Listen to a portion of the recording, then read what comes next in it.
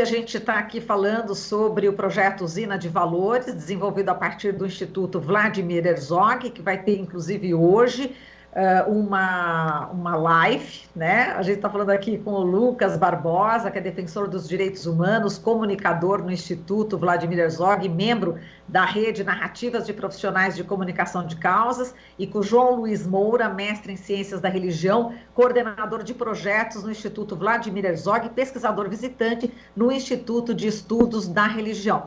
Bom, a gente aqui estava se ouvindo, mas parece que houve um problema, né? A parte técnica avisou que estava com alguma instabilidade, por isso a gente interrompeu aqui a nossa entrevista. Mas vocês estão me ouvindo normalmente, né, Lucas e João Luiz? Ouço perfeitamente. Perfeitamente. Então, perfeito. Bom, então vamos lá. A gente estava falando sobre religião, política. Agora, a gente está na pandemia e eu conheço, por exemplo, uma família onde a mulher, ela é, enfim, fiel da Igreja Universal, do Reino de Deus, enfim, não vem ao caso, mas, enfim, é uma igreja evangélica. O marido não. Só que o culto, os pastores estavam pressionando bastante, né, convidando, né, bastante as pessoas para que fossem até o templo. E essa pessoa foi, apesar que o marido pedindo para não ir, né, por conta do isolamento, da importância do isolamento, do pedido, né, dos médicos, enfim, dos imunologistas para não ir. Bom, conclusão, ela acabou pegando o Covid, passou para o marido, passou para a filha. Eu queria que vocês falassem sobre isso, né? Sobre a importância também da gente ter esse isolamento e como é que fica essa religião, como é que fica as igrejas evangélicas que insistem com a cerimônia presencial e não virtual. Primeiro o Lucas, depois o João Luiz. Olha, Marilu, eu acho que primeiro, é sempre importante reforçar, né, de que há evangélicos e evangélicos, assim como há igrejas e igrejas. Quando a gente vê uma sessão do STF sendo pautada pela imprensa, onde as igrejas vão reivindicar supostamente, né, o seu direito de abrir templos e etc. e tal, a gente sempre tem que ter em mente, é importante ter em mente quem de fato está ali. Quem que está buscando esse direito? Quem que está reivindicando? São todas as igrejas evangélicas? São todos os evangélicos? E a gente bem sabe que é do interesse de muito poucos, mas de muito poucos que possuem muito poder, digamos assim, né? Esses mercadores da fé que estamos habituados a ouvir por aí. Então, é uma situação um pouco complexa, porque não somente as igrejas. Claro que as igrejas tiveram essa grande atenção por se tratar de uma ação no STF, endossada pela AGU, pelo presidente da República, mas a gente tem diversos setores da sociedade, na verdade, pressionando pela reabertura ou pelo seu direito, né, de ir e vir, como tanto o Bolsonaro pauta, como se estivéssemos vivendo um cerceamento de nossas liberdades, quando você tem 3 mil mortos por dia e estamos aí beirando 400 mil. Eu acho que nessa situação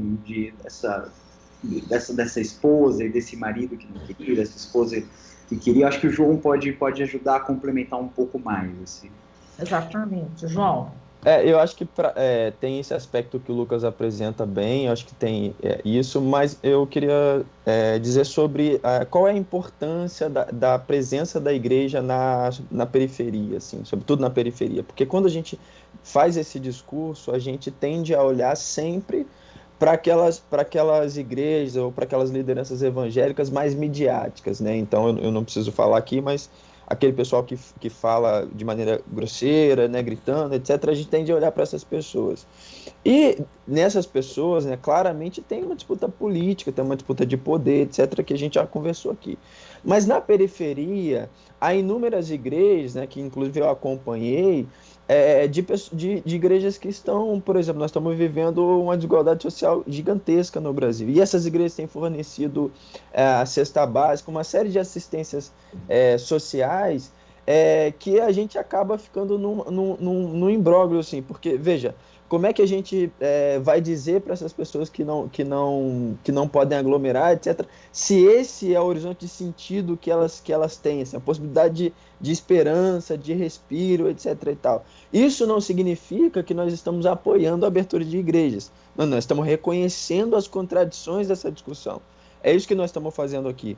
Mas, evidentemente, essas igrejas de periferia, em algum sentido também, permaneceram abertas, como outras iniciativas religiosas ou não, né? Enfim, eu acho que tem uma contradição aí que não passa simplesmente do tem que ficar aberto, tem que ficar fechado, mas compreender o horizonte de sentido que essas instituições representam, sobretudo para as periferias no Brasil. Agora, Lucas, o papel também dos meios de comunicação, né? A importância deles para a disseminação, né, das informações neste momento, afinal de contas, saúde é um direito humano, a vida é um direito humano, e eu queria que você falasse sobre esse papel também dos meios de comunicação, porque ela faz parte, obviamente, da nossa sociedade. A gente está discutindo aí, a gente precisa englobar os meios de comunicação também, né, Lucas? Sem dúvidas, Marilu. A gente tem vivenciado um retrocesso no tocante ao direito, né? E à liberdade de expressão, ao direito à informação de qualidade, e à liberdade de expressão. Semana passada mesmo, agora, o presidente da República atacou um jornalista, né? Muito pejorativamente falando.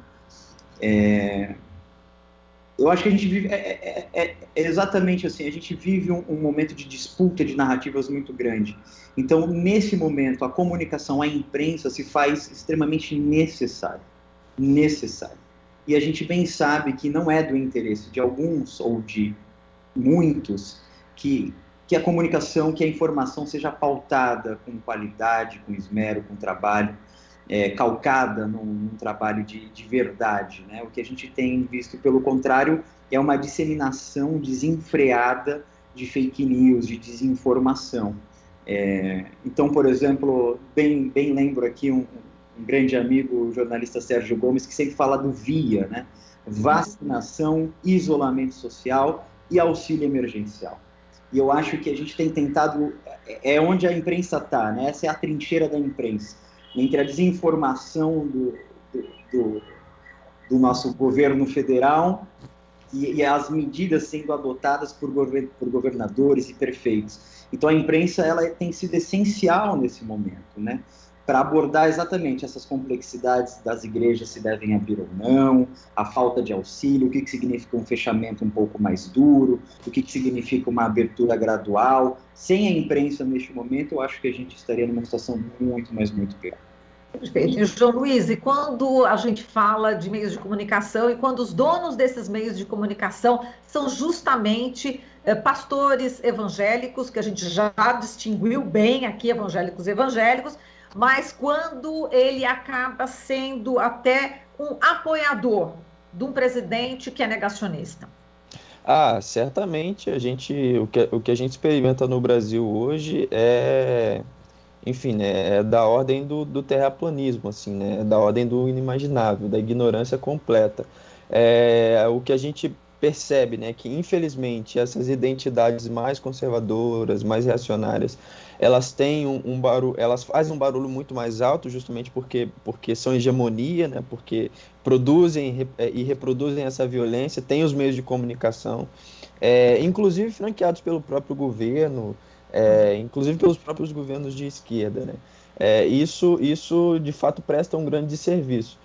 Mas a gente tem, por exemplo, o coletivo Bereia, que é um coletivo evangélico de checagem de notícias, né? Que é um coletivo que tem feito um trabalho maravilhoso hoje no Brasil, é um coletivo que checa notícias que relacionam religião e política, religião e espaço público, e assim, muito bravamente esses coletivos e iniciativas têm resistido para que a gente de fato tenha uma mídia de qualidade, assim como a Rádio Brasil Atual e uma série de outras organizações de mídia também. João Luiz, repete o nome do coletivo, que já é uma sugestão de pauta aqui para a gente. Sim, Coletivo Bereia, com a comunicadora doutora Magali Cunha, uma grande referência em mídia, comunicação e religião no Brasil. Que bárbaro, maravilha. Eu já vou convidar aí a Magali para vir aqui no Jornal Brasil Atual, certamente, né? Falar do Coletivo Bereia.